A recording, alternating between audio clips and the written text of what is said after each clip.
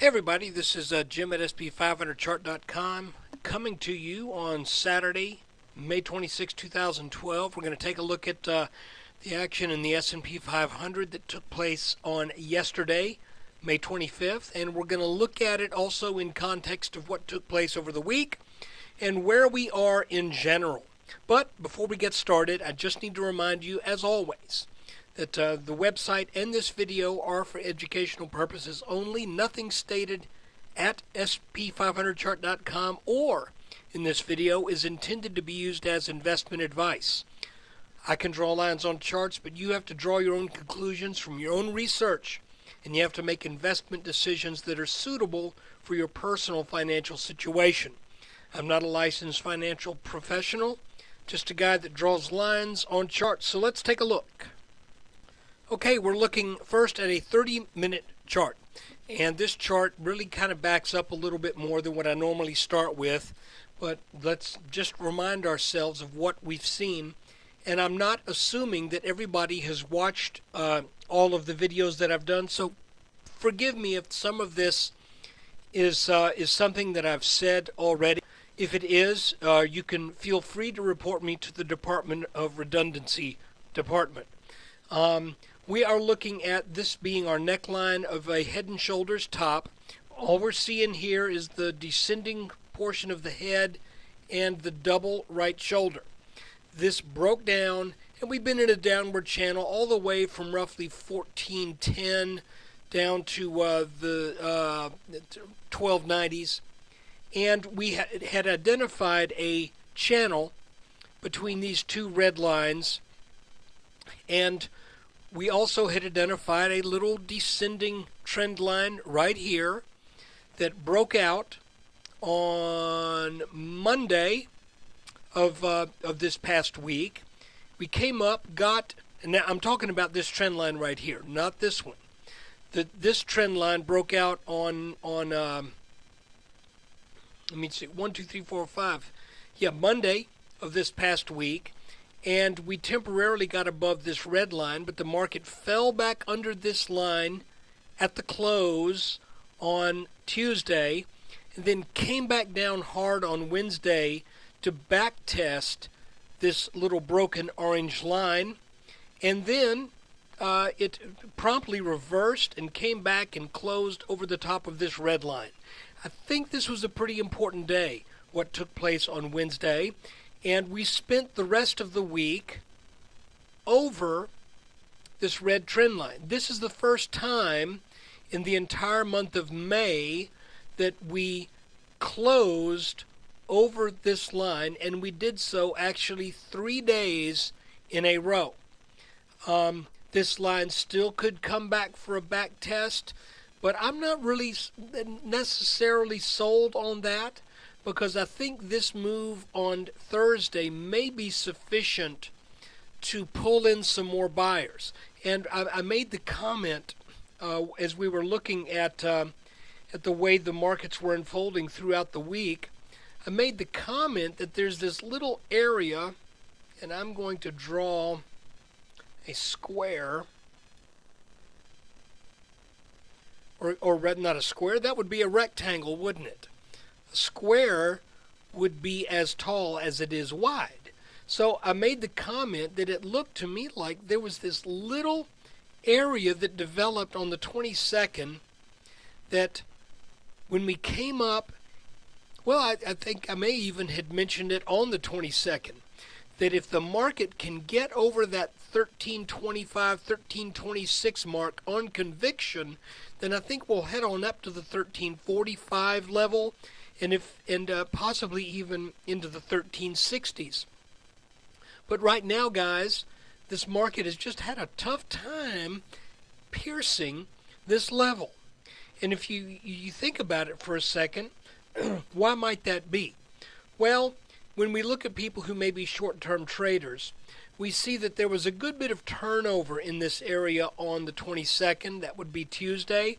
As a matter of fact, for more than half the day, the market just traded back and forth in this area, and then when it came back down, put yourself in people's shoes now.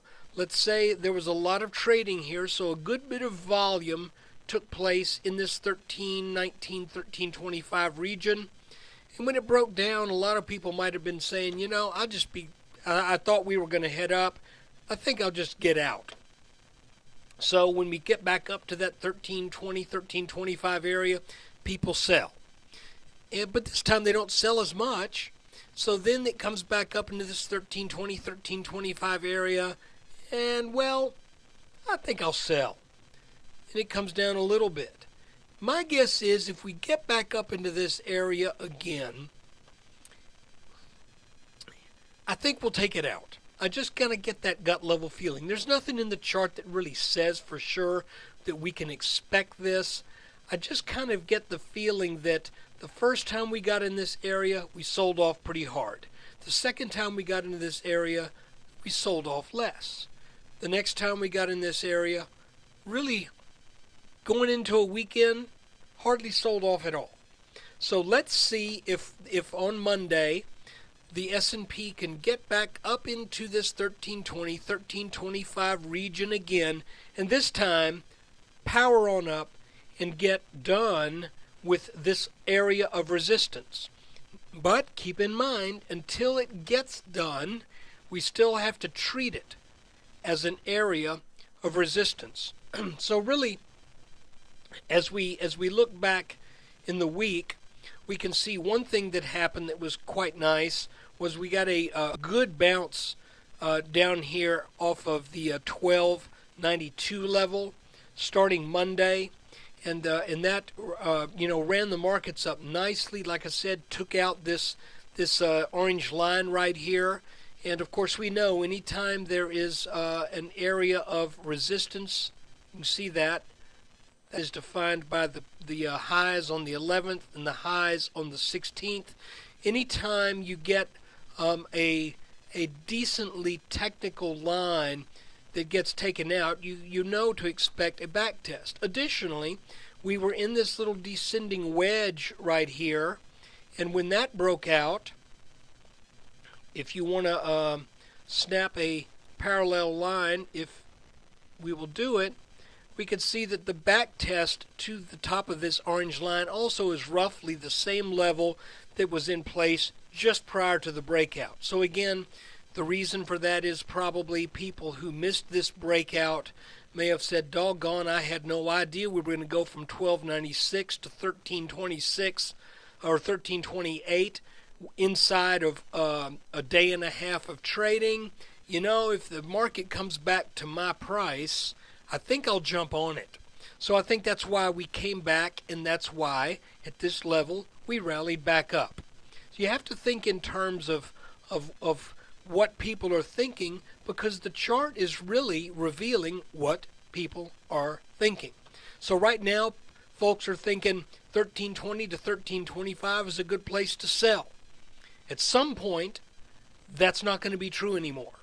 And let's see if this week we end up with a rally that does take this market on up to this mid 1340 level, where we would expect some resistance, or even the mid 1360s, where we would also expect some resistance, and eventually possibly even up to the 1380s, where we should find pretty tough slogging, to be honest with you. So for right now, all we can know for sure is we have broken this this downward trend line. We broke this downward wedge pattern. And by the way, these wedges tend to produce a move that comes back to at least test the levels that were in place prior to the formation of that wedge. So just from this pattern right here and getting over that, we can sort of, have a reasonable expectation that we get back to the 1340s, because that's where this pattern started to form. But so we have one broken trend line here. We have another broken resistance line here. We finally, after spending the day over this red line, it looks like we have now broken this descending resistance line. And you can see that each one of these lines is getting less and less steep. So if we could draw a line I think I'm just going to stick with this. I'm going to stick with that level up there at about 1325. I'm going to call that almost horizontal. I was thinking about drawing a line like this, but if anything is out of range here, it's probably this peak right here on the 22nd. So I'm just going to keep this rectangle here, and I'll say that if and when the S&P is able to mount an attack and get over this area, then we should see the 1340s. And if it can get over that, then add on another 20 to the mid-1360s.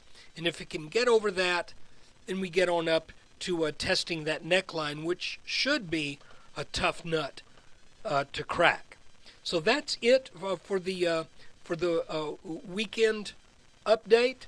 If you want to, if you want to take a look at Friday's action, I think it's interesting. I did not move this line. This is our tops line from the 2007, 2000, and 2011 market tops, and I promise you, I have not touched that line. And you can tell that we were kind of all over this thing, but that is where we got that little bounce at the near the end of the day on Friday. So guys, let's just see what happens. I remain cautiously optimistic that we could rally. I had mentioned the Philadelphia Semiconductor Index chart in the a weekly update from a week ago. I want to show you that real quick.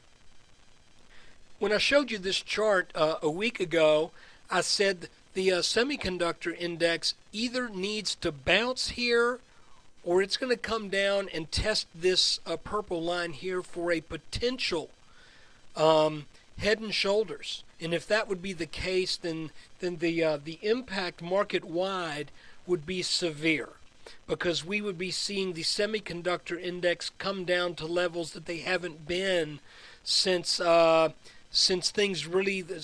wheels really came off the market in early 2009. That would be a serious retracement of the semiconductors. And that still holds true. If the semis don't bounce here, then they likely will come down and test this. And if this gives way, this becomes a very large head and shoulders pattern with serious implications.